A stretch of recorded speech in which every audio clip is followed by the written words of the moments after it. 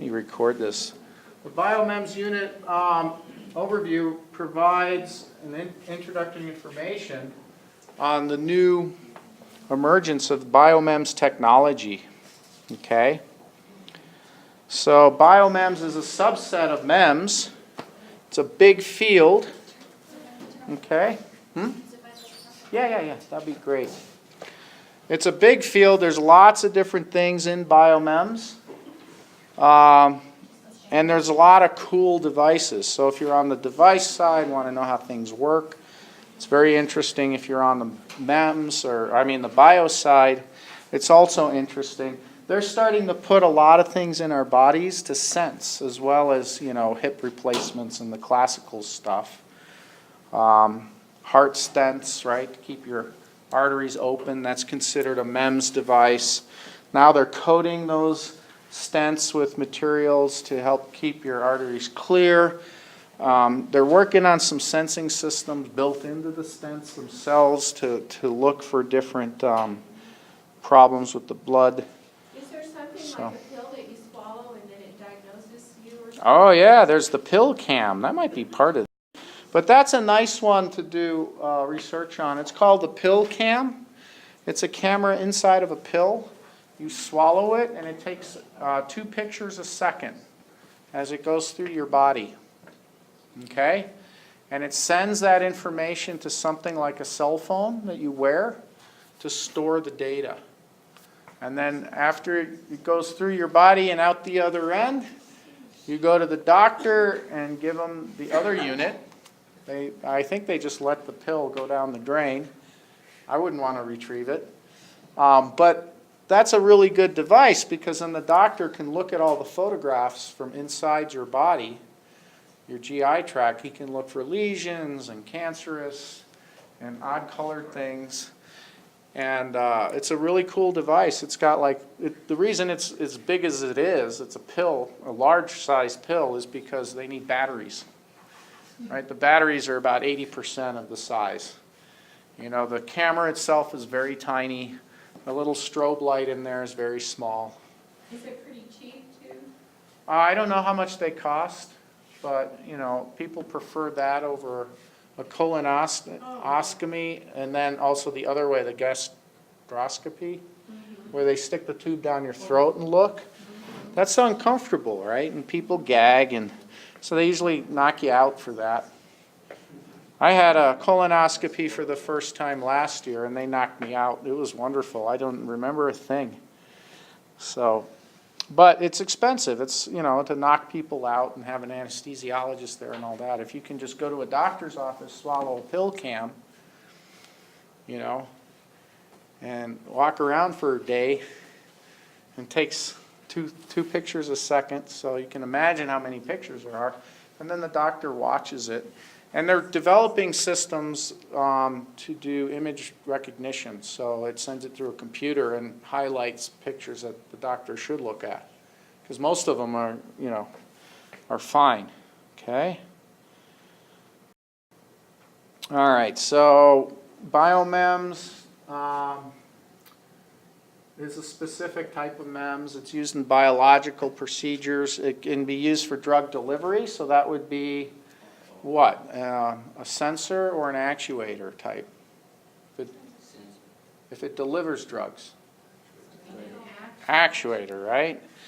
And you can also sense things with it, right? Or do both. Some BioMEMS products do both. It senses something, makes a decision, and then actuates on that. Okay. Huge, broad application. You've got detection systems, of course, detecting diseases or genetic defects or whatever. Diagnosis, so measuring different levels of chemicals in your body to diagnose issues that you may have. Or just monitoring you, right? It's great if you can have a small sensor when you're monitoring a premature baby, for example, right? They usually glue wires on these little kids, right? And that's not really nice. Be better if you just put a t-shirt on them that has small sensors in it and they don't even notice the sensors, and that's all radio frequency and that kind of thing. Or you can you know, have an ongoing monitor of your, say, blood pressure. I don't know, what else is important to monitor? Heart rate, respiration, oxygen level.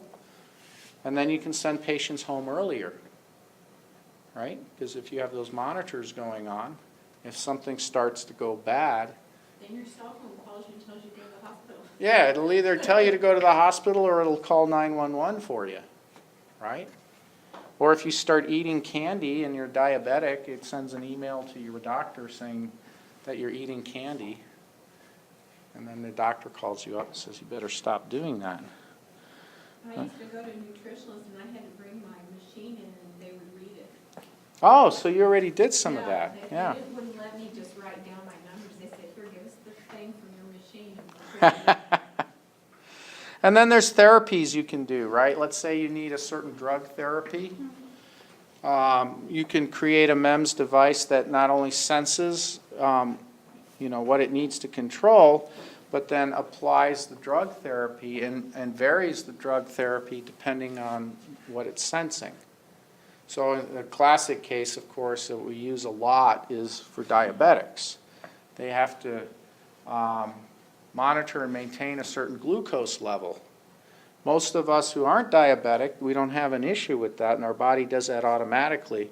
But diabetics have to measure and then give themselves a shot and give themselves a certain amount of insulin. Insulin to control their glucose level. But if you had an automated system to do that, then you can do that type of therapy automatically. And it also will track it for you so that you can see, oh, when I eat this type of food, then you know, I need more insulin. So to avoid that, I should eat half as much or not any of that type of food. Matt, a Yeah. couple of weeks ago, they came out with a new set of contact lenses that detects the glucose in your tears oh, my goodness.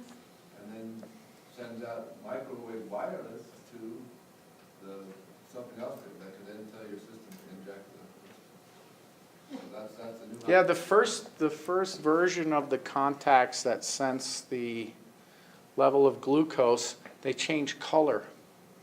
So you'd be wearing these contacts and then it would start looking a little pink. And you said, uh-oh, I better. Somebody asked check me, my well, level. Why do you have regular normal vision? And I said, well, you just make a contact that has just a non-prescription lens on it. Right, right. Normal vision. They already do that if they want to make their eyes a different color anyway. It's a lot better than sticking yourself with those little things. No, I mean having a contact lens to test your blood sugar rather than having to stick yourself. Oh yeah, I'd rather have a non-invasive device checking me than an invasive device or something that's painful. Okay, so inertial sensors, we talked about them, right? Crash bag sensors. Well, they put them in pacemakers too. My dad had a pacemaker that would speed up if he was doing exercise. So when he went up the stairs, the accelerometer inside the pacemaker knew he was moving more and would speed up his heart rate. When he was lying down in bed, he wasn't moving, and slow it down. Okay? Our body naturally does that, but when we get older and our heart's not working right, you know, we need a pacemaker to keep the heart going at the right speed. It's good if it can vary, right, depending on what you're doing. Otherwise, you won't be able to sleep because it's going too fast. And then if you try to walk up the stairs, you got to stop every flight of stairs and wait to catch up, right, with your oxygen level because your heart doesn't go any faster. So by inserting the inertial sensors in with the pacemakers, they can make the heart rate go faster or slower. And then using a radio frequency adjustment gadget, they can actually adjust it for you specifically. So you can have a personalized pacemaker. Now, a coworker of mine, her father had a pacemaker, and it would shock his heart every time his heart would stop, right? But he was very old and he was going to pass away, and so he decided he wanted to pass away, but the problem was every time his heart would stop, it would shock him and revive him. So they had to call in the pacemaker people to turn that option off so he could pass away in peace. So that's the downside for that too. It can do things that if you're not aware. Well, aren't those devices that you wear to see how much exercise you're getting, those are inertial sensors, right? Yeah, they're inertial sensors. Like my phone has an app on it that knows when I'm walking, and it counts the number of paces I take in a day. And I don't even have to look at it. You know, it just does it all the time. And you know, I've walked 1,000 miles since I turned that app on. It's kind of amazing. Anyway, so here's a nice little drawing sketch of a microcantilever. It's exaggerated, of course. You have these small balls here that it's trying to sense. These green things on there, something else it's trying to sense. So you can tell, you know, if you keep adding more material on the cantilever, it will respond differently. It'll resonate at different resonant frequencies. And you'll learn about that in the cantilever unit, so you can tell how much stuff you've detected. And the coding decides what kind of stuff you're looking for. So you can see multiple cantilevers in this graphic, right? Let's see if I can zoom in on that. You see a bunch of them. And you could code them with different things. So you can look for different types of things in the atmosphere, in the bloodstream. Okay? So it can be an electronic nose in a sense. And since they're very small, they can detect very small amounts of material. So you can look for parts per billion or parts per million. Okay? So that's what's really nice about these kind of gadgets. And you can make them very cheap, so they're disposable. And if you're only looking at small amounts of material, there's not a big biohazard. Okay? If you're taking, you know, less than a droplet of material, the biohazards go down. Okay, so here's the glucose monitor again. Okay, you know, you have a voltage, you put your system in there, okay, and a sensing system and a transducer, so the transducer converts whatever you're looking for into an electrical signal that you can read out. Okay? So these are very tiny, tiny structures. And it makes them real cheap. They now have an HIV sensor along with tuberculosis sensor. That's on paper. Costs less than 1 cent per test. And you don't need any machines. So you can do the test in the field and get a result, a positive or negative result, within minutes out in the middle of a desert. So they're using them in Africa. Of course, when you get tested for something like that, they charge you a couple $100, right? You have to ask why. So these MEMS devices promise to keep the cost of healthcare down. The trick is, and I'm going to get on my soapbox, the trick is that the profits shouldn't go up if the sensor costs less money. You know what I mean? If a test costs you $100 today, and then they make a system that it only costs 1 or 2 cents to do the same test, they shouldn't keep charging you $100. And that's what's happening now. So that's something to be aware of, and make sure that your congressmen are aware of that. So when you kids vote, you know, that's something that you might want to mention. You know, how come all these gadgets are coming out? I got a really cool phone that can do all of these things, but yet when I go get a test done, it still costs me a ton of money, even though the same technology and the same cost structures are applying to those gadgets as well. Okay? So I like this picture because it shows the sensing system. Okay, there's your glucose monitor. It has a radio frequency that sends a signal to this pump. This is a microfluidic pump It has a reservoir of insulin in it and a little catheter that goes in and puts the insulin in the body depending on what the sensor sees. So now you don't have to prick yourself and you don't have to give yourself injections. It's just all automatic. Okay?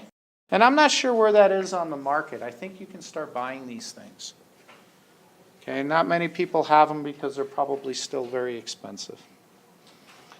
Okay, so you can look for different types of proteins and DNA snippets, or if you're looking for a certain type of virus, you might have a characteristic DNA strand that's specific to that virus, or you may have coatings on the virus that you can sense, and then you can go ahead and make your cantilevers and put the right coating on there to detect the specific analytes that you're looking for.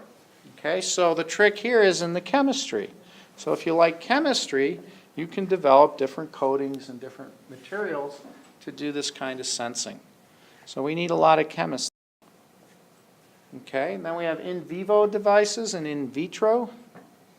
Okay, if something's implanted, it's in vivo. It's inside the body. If it's outside the body, it's in vitro. Of course, the federal government regulates in vivo and in vitro devices. So if you're going to put something inside of a person, an implantable device, it's a lot harder to get it passed, right, and tested. If it's outside the body, it's a little bit easier. Okay? So that's why a lot of the first generation stuff is external, like the microfluidic pump. They do want to make a subdermal implant. Subdermal means under the skin. So you can just put the system under your skin and then it automatically regulates your insulin. And you change it out every couple of years or something. They have to cut you open, pull it out, put a new one in. But, that might be better than just having to stick yourself all the time. Okay? So biocompatibility is a big deal. So you use materials that work with the body. Okay, and we have, when you go into the clean room in a few weeks, we'll point that out to you. We have a machine that coats things with a certain type of material that's biocompatible. There was a professor who was working on neural implants. So he had to coat the implants with something that the body wouldn't reject. Okay? So that's a key thing. And certain materials the body doesn't seem to reject, and other things they do.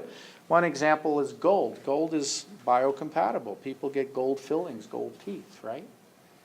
Doesn't cause much of a reaction. They use gold nanoparticles now, and they put those in your body. And they float around in your body, and they don't hurt you.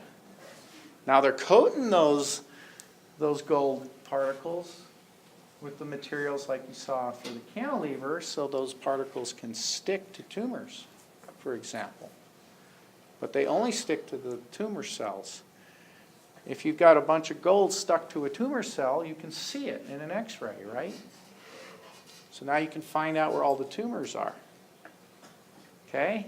And then as they're stuck to the tumor cells, if you hit it with a certain frequency of light, it's usually in the microwave frequency set, you can heat up the gold particles so they fry the tumor. They kill the tumor.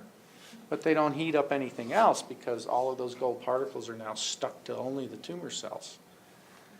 That's pretty cool. You don't even need to do surgery, right? You just inject the gold particles. They're coated with something specific that stick to the tumor cells, and then you can see them, and or you can destroy the tumors that way.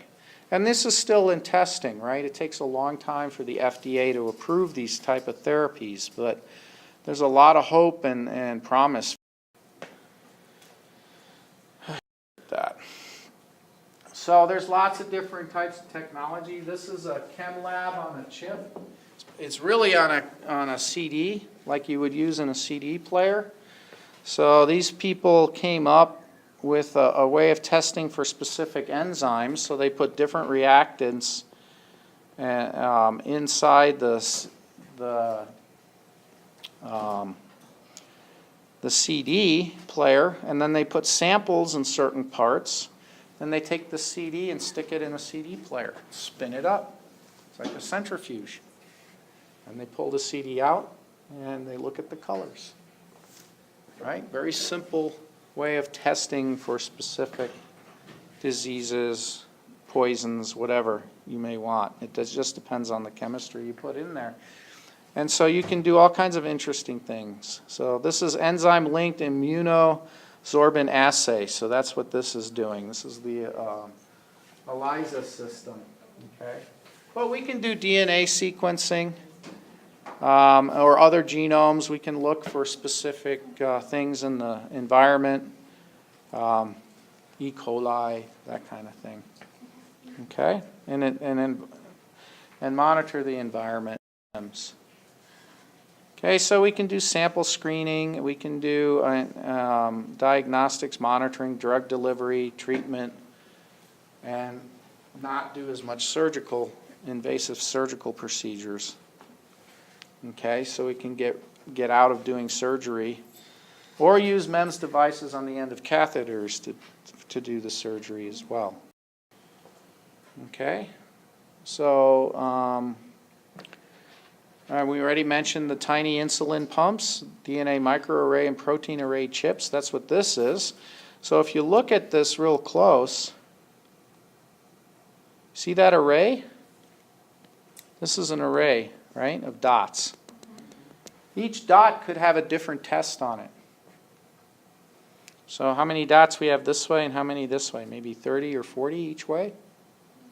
So we can do 160 tests in this area. Look for 160 different things. Now we have two sets of dots. One's probably a control to make sure that the chemistry's working right, and the other is probably the sensing thing. And we can do repeated tests, right? We could have 3 or 4 of these dots exactly the same to make sure that we don't get a false positive. That happens a lot, right? You go in for a blood test, they take blood, they send it to a lab, the lab does one test on it, sends a result, and the result's funny. So the doctor says, either you're dying or we got a false positive. Okay? Well, that's not good.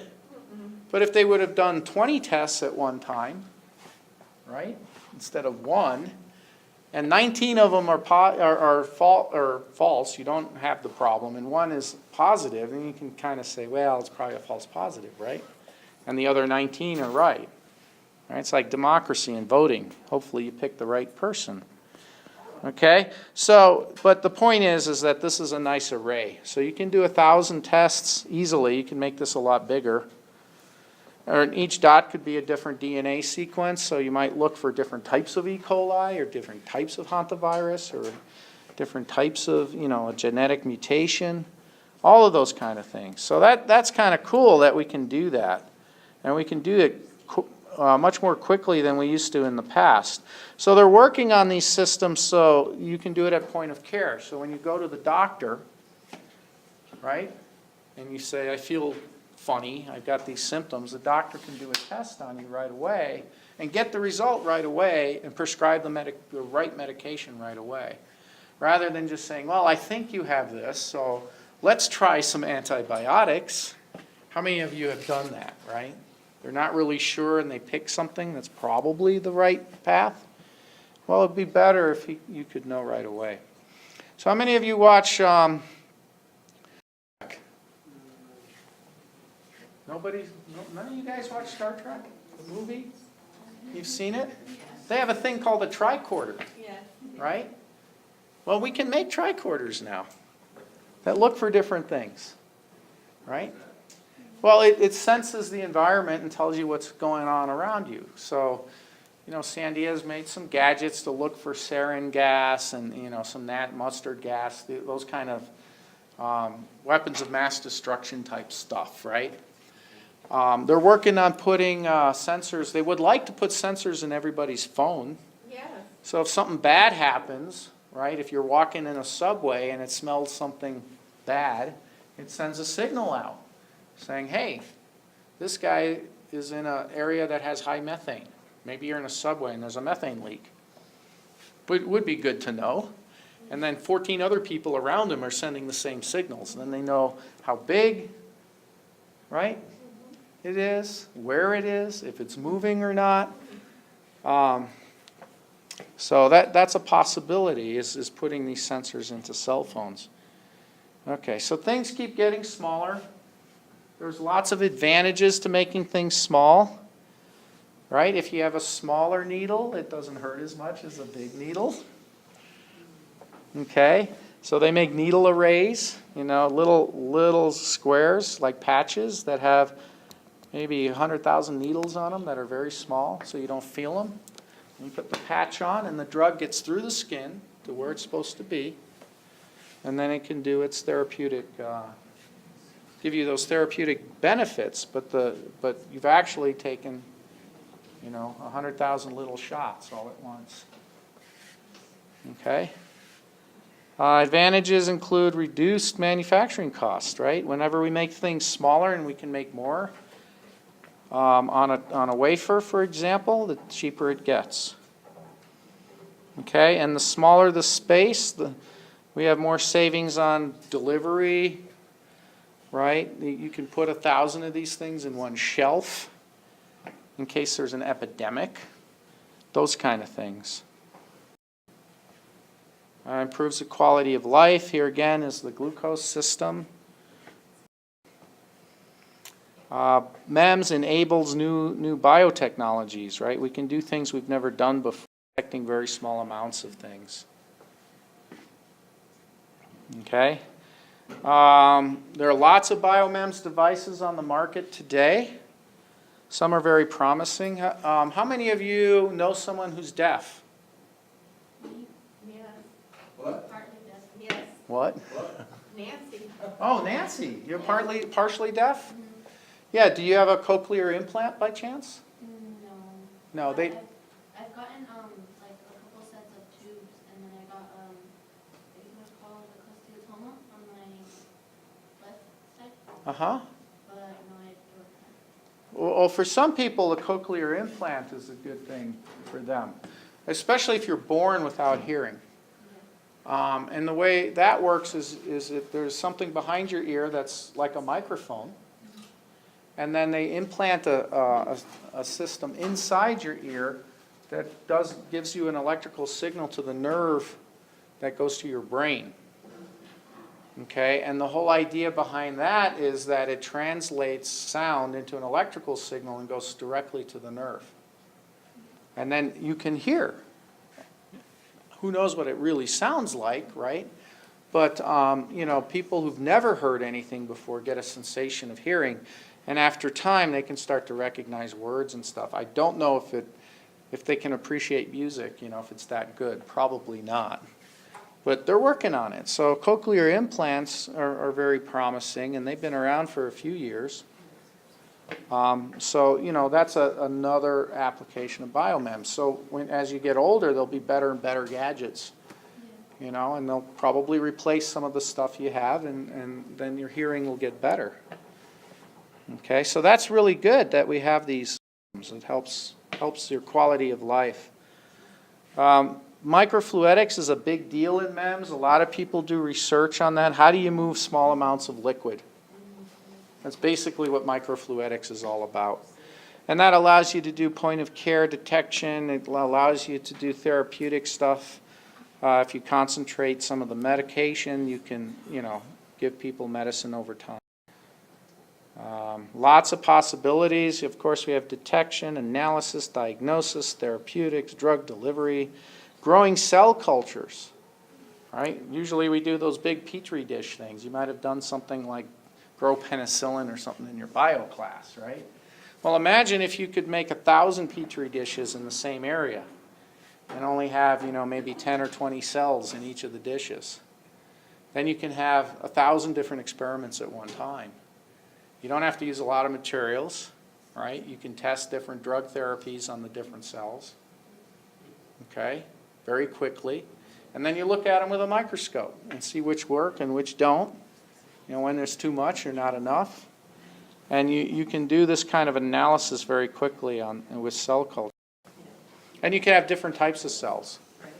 So you can have cells from me and from Valerie and from Nancy, and we're all different types of people, and we can test certain drug therapies and say, if you have this disease and you only need so much, but I need more because my genetics is different.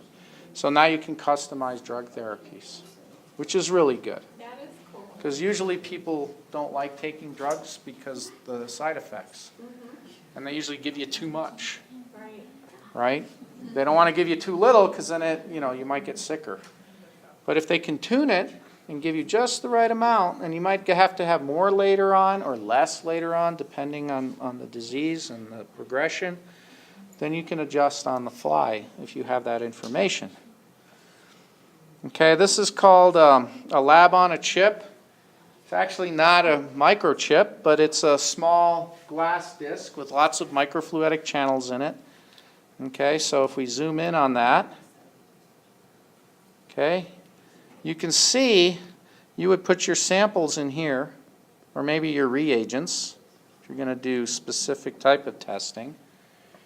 Okay, and then there's test wells in here. And as you spin this around, or you don't even need to spin this one, I don't think. These microfluidic channels, through capillary action. You guys ever hear of capillary action? Fluids like to go uphill or in very small tubes because of the surface tension. So you can get the materials to flow in these channels and end up mixing in certain places. And then if it turns pink, you're positive. If it turns blue, you're negative, that kind of stuff. So that's the general idea of this. Okay? So that's what they ship. This is a home pregnancy test. Okay, that's a MEMS device. They've made these things so cheap now. They cost like $1 or $2 to make each. So, but you don't have to just test, for pregnancy. There's a lot of different proteins and things like that you can test for. So this system is being used for other types of tests. Okay. Then there's BioMEMS for analysis of DNA structures. So if you look at this DNA chip, you see these strands right here? These are probes. Okay, and they're sitting on the chip waiting to do something. These are your samples floating around. So if you have a sample that matches the probe, that's the complement of it, right? It'll stick to it. Now you have a positive test. So if this is a strand for early onset diabetes, then this, if you have that strand, it will stick to it. Okay? Target DNA, specific DNA things. And we can look for antibodies. Okay, we can look for different kinds of proteins, which indicate different types of diseases. And here's another BioMEMS application. Again, you have the cantilevers that are coated with different things,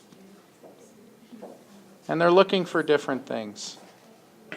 So that's represented by the green, the purple, the red. Those are different things that you might be looking for. And so each cantilever has a different coating. Okay? Can I comment? Sure. Those red rays coming in, the more weight you have on the tip of that cantilever, the more it bends down. It's not the weight. It's not the weight. Pardon? It's not the weight. Not the weight.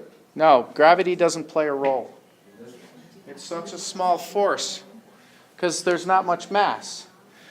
They will bend for two reasons. One is if you absorb something in a material, it can get thick. It can want to stretch, get longer. If it wants to get longer, if this coating wants to get longer, it'll bend this cantilever down. So the light reflecting off of it will also go down. And if you measure how far down that light goes, you know how much material was absorbed by the surface. So you can measure the concentration of whatever you're expecting. Yeah, by looking at how far the laser beam moves. Now the other way to do it, which is more mass related, is you get this thing oscillating. And we'll do that in class. We have a kit for that. And then as you add mass to it, it starts to oscillate slower and slower.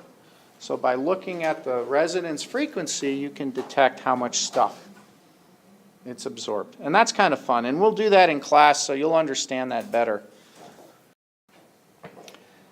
Here's a monitor that you can wear on your chest. They can also put these underneath your skin.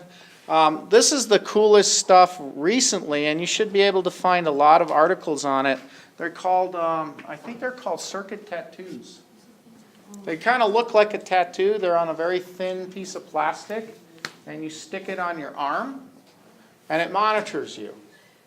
So let's say you just had surgery, and you want to monitor how much of a certain protein's in your blood, right? And make sure that that's a low amount or goes away over time, that the surgery actually did something. So this electronic circuitry has sensors built into it. It senses your sweat. Maybe it's analyzing your sweat. And it determines, how much of that protein is in your sweat. And it sends a signal out, okay, to a receiver. And it monitors you. And if that protein level goes down, then you're okay. And after about 2 or 3 days, this thing falls off. It's like a Band-Aid. Right? It falls off, you don't need it anymore. These can be very, very cheap to make. And they're sending it back to like the doctor or whatever? Yeah, they can. And usually they put these on you while you're still in the hospital. Okay? But the whole idea is, when can we send you home? Because you don't want to stay in the hospital longer than you have to. Because you can pick up other diseases, right? You can get staph infections and stuff. And it's not a fun place. You get depressed, right? Better to be at home, but you don't want to send someone home too early where they crash, have a heart attack, whatever. So you've got to know, you've got to have a lot of information, and every person is different, so they react to treatment and therapy. Okay, this is a small insulin pump. You can see how tiny it is. If we zoom in on it. Okay. No, you can't see too much.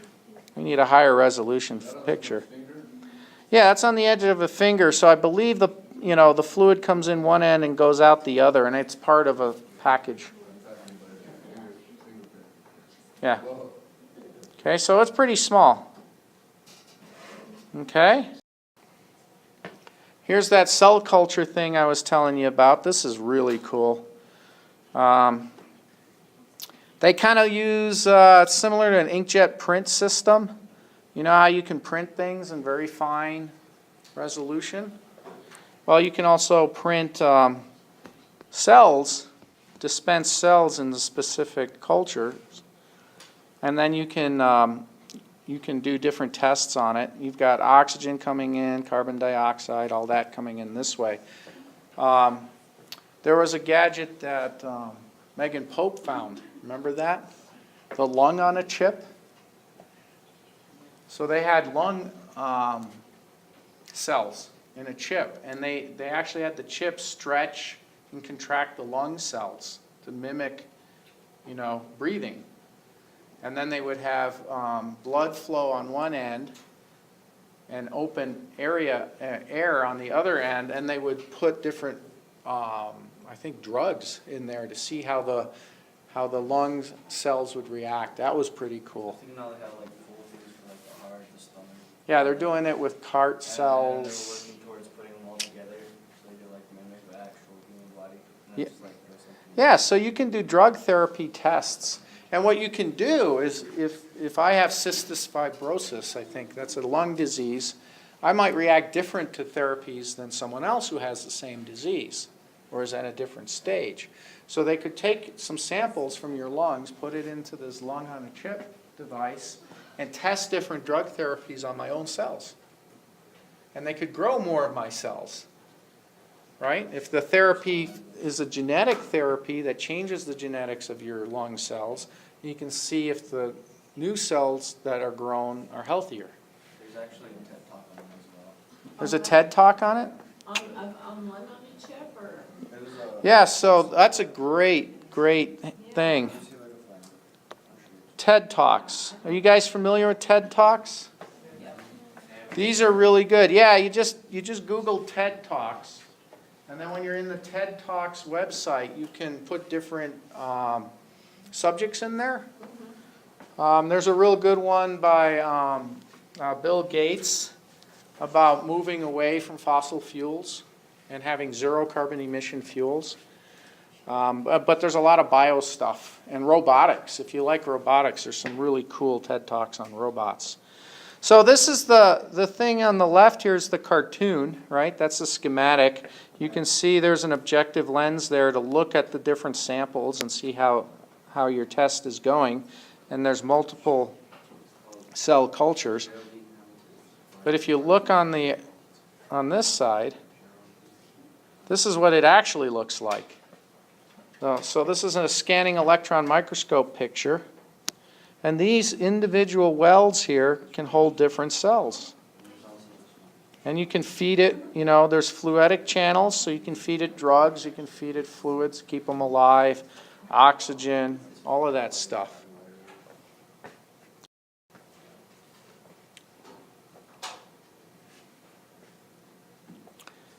Of emerging systems. This is PCR, polymerase chain reaction. So this is a way of duplicating DNA snippets. So you know how in CSI they get a very small sample, then they put it through PCR, so they make tons of copies of it. And when you make a lot of copies of the same thing, then you can actually see what's going on, right? And do some detective work on it. You can do DNA sequencing on the fly. You can do chromatography. And we already talked about the enzyme-linked immunosorbent assay. Now, you don't have to remember all of those terms. This is just something for you to be aware of. So as you're studying in the future, you can think about, gee, maybe there's an application for this. I remember when I took the online test for this chapter, that one of the questions asked you to identify the categories of BioMEMS. And then I think there was another question that asked you to give an example for each category. As you're going through your reading, think about, I remember making a list of those and then trying to make another list side by side of at least one example of something that each of them. That's a good way to kind of. Okay, did you guys hear that from the online test? That we Yeah. would take this and then we'd find